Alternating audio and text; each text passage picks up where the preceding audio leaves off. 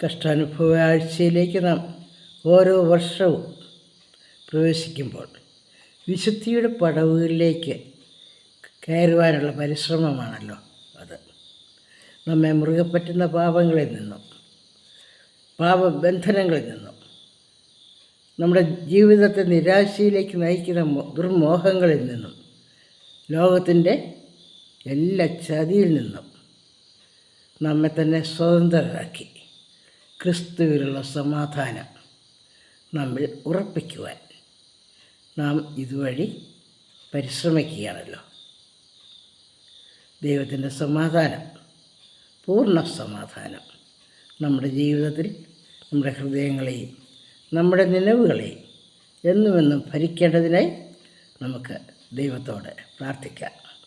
തനിമയിലേക്ക് എന്ന ഈ കൂട്ടായ്മ നമ്മളതിനെ ശക്തരാക്കുവാൻ പരിശുദ്ധാത്മാവ് സഹായിക്കട്ടെ എന്ന് പ്രാർത്ഥിക്കുകയും ചെയ്യുന്നു. യോഹന്നാൻ്റെ സുവിശേഷം 18-ാം അധ്യായം 11-ാം വാക്യം. പിതാവ് എനിക്ക് തന്ന പാനപാത്രം ഞാൻ കുടിക്കേണ്ടയോ എന്ന് പറഞ്ഞു. കർത്താവ് ഈ വാക്യം പറയുന്ന പശ്ചാത്തലം വളരെ ശ്രദ്ധേയമാണ്. ഗത്സമനയിൽ തൻ്റെ ആത്മീയ പോരാട്ടത്തിന് ശേഷം ദൂതന്മാർ വന്ന് തന്നെ ആശ്വസിപ്പിച്ച് താൻ കുരിശ് വഹിക്കേണ്ടതാണ്, കുരിശിലേക്ക് നടന്ന് നീങ്ങേണ്ടതാണ് എന്നുള്ള ഉറപ്പ് ലഭിച്ച കർത്താവ് കുരിശിലേക്കുള്ള ചുവടുകൾ ധീരമായി താൻ ചവിട്ടുകയാണ്. അതിനിടെ തനിക്ക് പല ശോധനകളും നേരിടേണ്ടി വന്നു. തന്നെ പിടിച്ചുകൊണ്ട് പോകുവാൻ മഹാപുരോഹിതൻ്റെ ചേവകർ കടന്നു വന്നപ്പോൾ ക്രൂധിതനായ ശിഷ്യൻ തൻ്റെ വാളെടുത്ത് മഹാപുരോഹിതൻ്റെ ദാസൻ്റെ കാത് അറുത്ത് കളഞ്ഞു. ഇവിടെ നമുക്ക് ശ്രദ്ധിക്കുവാനുള്ള ഒരു കാര്യം, പത്രോസിന് കർത്താവിൻ്റെ പീഡാനുഭവത്തിൽ നിന്നും കർത്താവിനെ രക്ഷിക്കുവാനായിട്ട് കഴിയുന്നത് ഈ ഒരു വിധത്തിലേ ഉള്ളൂ. തൻ്റെ കയ്യിലുള്ള ആയുധമെടുത്ത് ശത്രുവിനെ ഇല്ലായ്മ ചെയ്യുക, അല്ലെങ്കിൽ തുരത്തുക. തൻ്റെ കയ്യിലുള്ള അത് ജഡികമായ ആയുധമാണ്. ഈ ജഡികമായ ആയുധത്തെ ഉപയോഗിച്ച് ആത്മീയ പോരാട്ടത്തിൽ ഒരിക്കലും ജയം നേടുവാൻ കഴിയുകയില്ല എന്ന് കർത്താവ് നമ്മെ പഠിപ്പിക്കുവാൻ ആഗ്രഹിക്കുക. നമ്മുടെയൊക്കെയും കയ്യിലുള്ള ആയുധങ്ങൾ വെറും ജഡികമായ പകരം പോക്കലുകൾ, ശത്രുവിനെ തരം താഴ്ത്തുക, ശത്രുവിനെ ഉപദ്രവിക്കുക, ശത്രുവിനെ ഇല്ലായ്മ ചെയ്യുക, അങ്ങനെയുള്ള ഈ ജഡിക ആയുധങ്ങൾ കൊണ്ട് ആത്മീയ പോരാട്ടത്തിൽ ഒരിക്കലും നമുക്ക് മുന്നേറുവാനായിട്ട് കഴിയുകയില്ല. വളരെ ജാഗ്രതയോടെ പരിശുദ്ധാത്മാവിൻ്റെ നിറവിനായിട്ട് പ്രാർത്ഥിക്കേണ്ട ആവശ്യമാണ് നമ്മളെ ഇത് ഓർപ്പിക്കുന്നത്.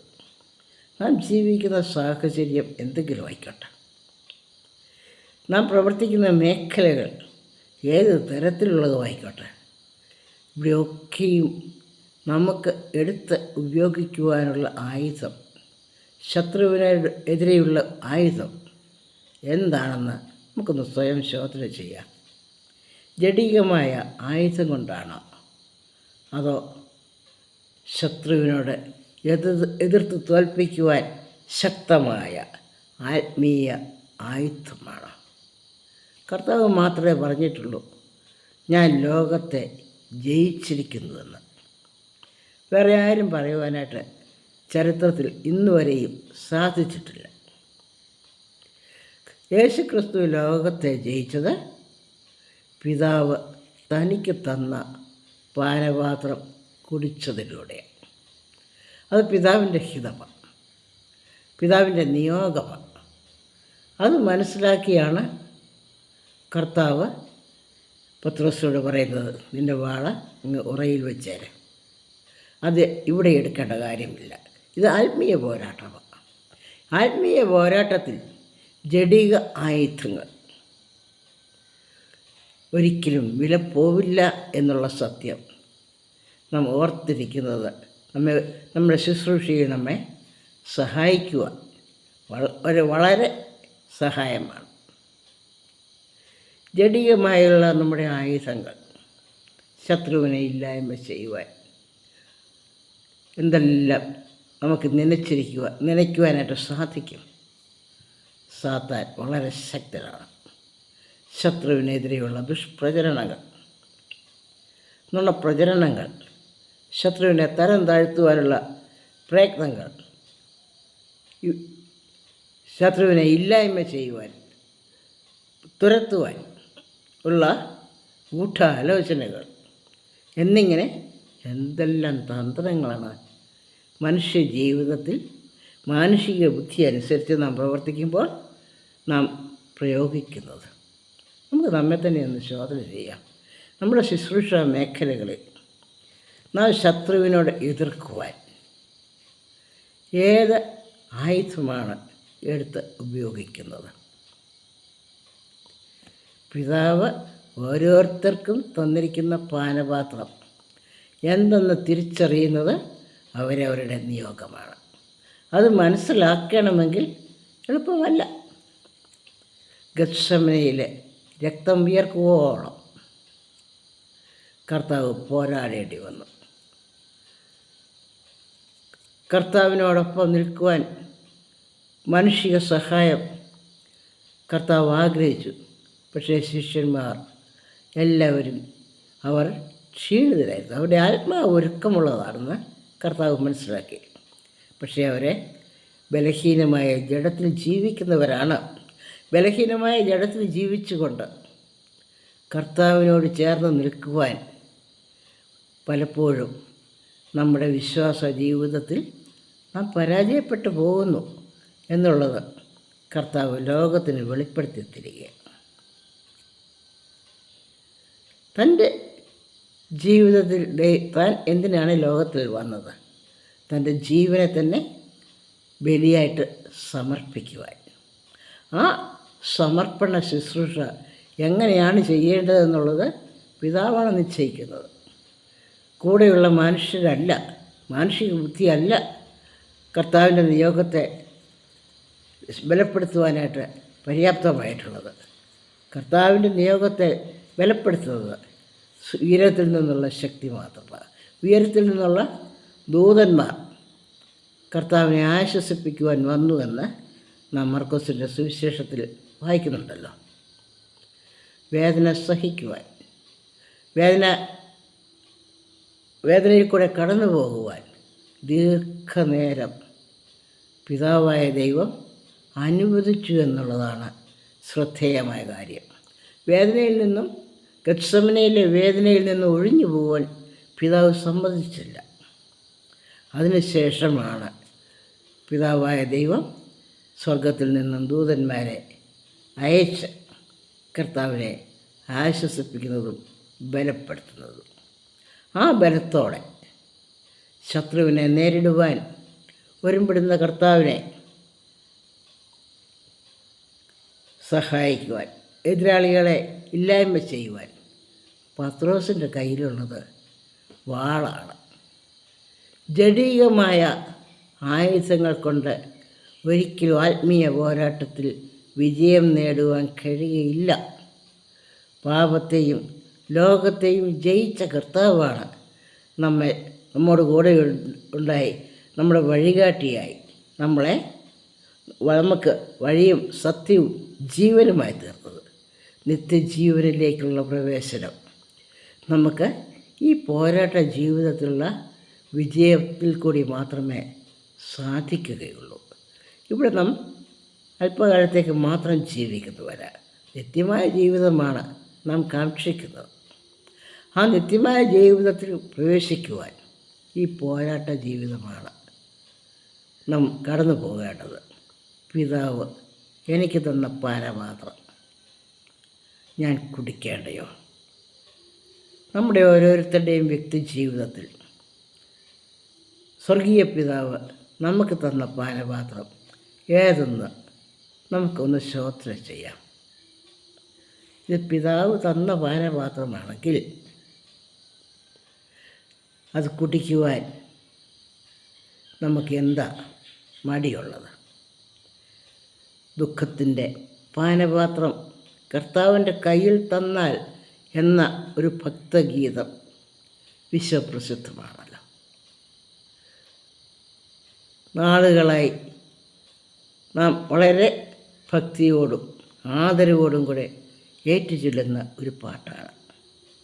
അവിടെ ഭക്തൻ പറയുകയാണ്, ദുഃഖത്തിൻ്റെ പാനപാത്രം കർത്താവ് എൻ്റെ കയ്യിൽ തന്നാൽ സന്തോഷത്തോടെ അത് വാങ്ങി ഹല്ലേലൂയ പാടും ഞാൻ.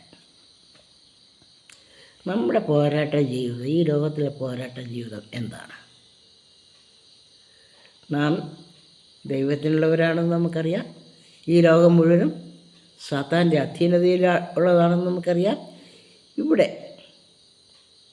സാത്താൻ്റെ അധീനതയിൽ ഉള്ള ലോകത്തിൽ ജീവിച്ചുകൊണ്ട് ദൈവത്തിനുള്ളവരായി നിത്യതയിൽ പ്രവേശിക്കുവാൻ നാം എന്താണ് ചെയ്യേണ്ടത്? പരിശുദ്ധാത്മാവ് നമുക്ക് വഴി കാണിച്ചു തരട്ടെ. കർത്താവിൻ്റെ ഈ ഇഹലോക ജീവിതത്തിലേക്ക് നാം തിരിഞ്ഞു നോക്കുമ്പോൾ ശൈശവം മുതൽ കർത്താവിൻ്റെ ജീവിതത്തിൽ കഷ്ടതയായിരുന്നു. തനിക്ക് കിടക്കുവാൻ, കയറിക്കിടക്കുവാൻ, പിറന്നു വീഴുവാൻ, ചൊവ്വ നേരെ പിറന്നു വീഴുവാൻ മതിയായ ഒരു ഇടം തനിക്ക് കിട്ടിയില്ല. തന്നെ സ്വീകരിക്കാൻ ഒരു ശത്രുവും ഒരുങ്ങിയിട്ടില്ല.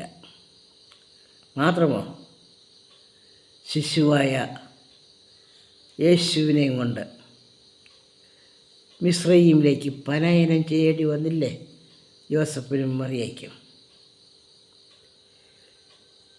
ഏറ്റവും നിസ്സാരമായ ശിശുവായിരിക്കുന്ന ഒരു പൈതലിനെയും കൊണ്ട് പ്രസവ പരിരക്ഷ കഴിയുന്നതിന് മുൻപേ ഒരു യൗവനക്കാരിക്ക് പലായനം ചെയ്യേണ്ടി വരിക, ഒരു അന്യരാജ്യത്തേക്ക്. എത്രമാത്രം പീഡ അനുഭവിച്ചു. അവിടെ നിന്ന് മടങ്ങി വന്ന് കർത്താവ് 12 വയസ്സിൽ ദൈവാലയത്തിലേക്ക് പോയി. ദൈവാലയത്തിൽ പോയി മടങ്ങി വരുമ്പോൾ കർത്താവിനെ കാണുന്നില്ല, കൂടെ ഇല്ല എന്നുള്ളത് 3 ദിവസത്തെ യാത്രയ്ക്ക് ശേഷമാണ് മാതാപിതാക്കൾ തിരിച്ചറിയുന്നത്. അവർക്ക് നഷ്ടപ്പെട്ട ദൈവ സാന്നിധ്യം, ദൈവപുത്രൻ്റെ സാന്നിധ്യം വീണ്ടെടുക്കുവാൻ കഷ്ടപ്പെട്ട് വീണ്ടും മടങ്ങി 3 ദിവസത്തെ യാത്ര ചെയ്ത് ദൈവാലയത്തിലേക്ക് പോയി. കുടുംബ ജീവിതത്തിൽ നഷ്ടപ്പെട്ടതിനെ വീണ്ടെടുക്കുവാൻ കഷ്ടപ്പെട്ട് ഉള്ള അധ്വാനം ആവശ്യമാണെന്ന് നമ്മൾ ഇവിടെ ഓർക്കുകയാണ്. യേശു ദൈവാലയത്തിൽ ശാസ്ത്രിമാരോടും മറ്റും ഇരുന്ന് ന്യായപ്രമാണത്തെക്കുറിച്ച് പഠിക്കുക. അവിടെ മറിയ അവനോട് ചോദിക്കുന്നു, നിൻ്റെ അപ്പനും ഞാനും നിന്നെ കാണാതെ ദുഃഖിച്ചെന്ന് അറിയത്തില്ലേ? നീ എന്താ ഇത് ചെയ്തത്? അപ്പോൾ കർത്താവ് പറയുന്നു, ഞാൻ എൻ്റെ പിതാവിനുള്ളതിൽ ഇരിക്കേണ്ടതെന്ന് നിങ്ങൾ അറിയുന്നില്ലേ? ഞാൻ എൻ്റെ പിതാവിനുള്ളതാണെന്ന് നിങ്ങൾക്കറിയത്തില്ലേ? എങ്കിലും താൻ ഈ ലോകത്തിലായിരുന്നപ്പോൾ മാതാപിതാക്കളോട് കൂടെ മടങ്ങിപ്പോയി അവർക്ക് കീഴടങ്ങിയിരുന്നു. തൻ്റെ യേശുവിൻ്റെ ഇഹലോക ജീവിതം മറ്റുള്ളവർക്ക് വിധേയപ്പെട്ടുകൊണ്ടുള്ള ജീവിതമായിരുന്നു. ഒരിക്കൽ ശിഷ്യന്മാരും അത് പറഞ്ഞില്ല, കരം കൊടുക്കുന്നതിനെക്കുറിച്ച്. ഉടനെ കർത്താവ് പറയുന്നു, കൈസർക്കുള്ളത് കൈസർക്കും, ദൈവത്തിനുള്ളത് ദൈവത്തിന് കൊടുക്കണം. ഈ ലോകത്തിൽ ജീവിക്കുമ്പോൾ ലോകത്തിൽ ചെയ്യുവാനുള്ള കടമകൾ നമ്മൾ ചെയ്യണം. ദൈവത്തിനോട് ചെയ്യുവാനുള്ള കടമകൾ അവിടെയും ചെയ്യണം. ലോകത്തെ മറന്നുകൊണ്ട് ദൈവത്തെ സേവിക്കുവാൻ കഴിയുന്നില്ല. ദൈവത്തെ മറന്നുകൊണ്ട് ലോകത്തെ സേവിക്കുവാനും നമുക്ക് കഴിയുന്നില്ല. അവിടെയാണ് നമ്മുടെ പാനപാത്രം കുടിക്കുക. ദൈനംദിന ജീവിതത്തിലുള്ള നമ്മുടെ കടമകൾ, നമ്മുടെ കടമകളിൽ നമുക്ക് ജീവിതത്തിൽ നന്മയും അനുഗ്രഹവും തലമുറകൾക്ക് വാഗ്ദാനം ചെയ്യുന്ന ഒരേ അനുഗ്രഹമേ ഉള്ളൂ, ഒരു കൽപ്പനയേ ഉള്ളൂ. നിൻ്റെ അപ്പനെയും അമ്മയെയും ബഹുമാനിക്കുക.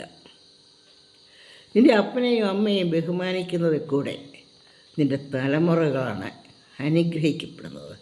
എങ്ങനെയാണ് അപ്പനെയും അമ്മയെയും ബഹുമാനിക്കുന്നത്? അവർക്ക് ജനത്തിന് ആവശ്യമായ ഭക്ഷണം കൊടുക്കുന്നത് മാത്രമാണോ? അവർക്ക് സുഖകരമായ വാസസ്ഥലം ഒരുക്കുന്നതാണോ? അല്ലല്ല. ഭവനത്തിൽ സഹോദരന്മാർ ഒത്തൊരുമിച്ച് വസിച്ച് മാതാവിൻ്റെയും പിതാവിൻ്റെയും മനസ്സ് കുളിർപ്പിക്കുന്നതാണ്. അതുകൊണ്ടാണല്ലോ കർത്താവ് തന്നെയും പറയുന്നത്, 2 or 3 പേർ എൻ്റെ നാമത്തിൽ ഒരുമിച്ച് കൂടുന്നിടത്തൊക്കെയും എൻ്റെ സാന്നിധ്യമുണ്ട്. ദൈവമക്കൾ ഒരുമിച്ച് കൂടുന്നിടത്താണ് കർത്താവിൻ്റെ സാന്നിധ്യം. ദൈവമക്കൾ ഒരുമിച്ച് കൂടുന്നിടത്ത് പരദൂഷണവും കുറ്റാരോപണവും പല കാര്യങ്ങളും അല്ല. നമ്മുടെ ബലഹീനതകളെ ദൈവം മറന്നുകൊണ്ട് നമ്മെ അനുഗ്രഹിക്കുന്ന ആ ദൈവത്തെ സേവിക്കുവാൻ കുരിശെടുത്തെങ്കിൽ മാത്രമേ നമുക്ക് സാധിക്കുകയുള്ളൂ. കുരിശെടുക്കുവാനുള്ള വിനയവും കുരിശെടുക്കുവാനുള്ള മനസ്സൊരുക്കവും ഓരോ വിശ്വാസിക്കും ആവശ്യമാണ്. ഒരുപക്ഷെ കുരിശെടുക്കേണ്ടി വരുമ്പോൾ ജഡീകമായുള്ള ശക്തികൾ നമ്മെ സഹായിക്കുവാൻ ഒരുങ്ങിയേക്കാം. അതല്ല ആവശ്യം. വാൾ ഉറയിലിടുക, അതാണ് നമുക്ക് മറ്റുള്ളവരോട് പറയുവാനുള്ളത്. ആത്മീയ പോരാട്ടത്തിൽ ജഡീകമായ ആയുധങ്ങളൊന്നും നമ്മളെ സഹായിക്കുകയില്ല.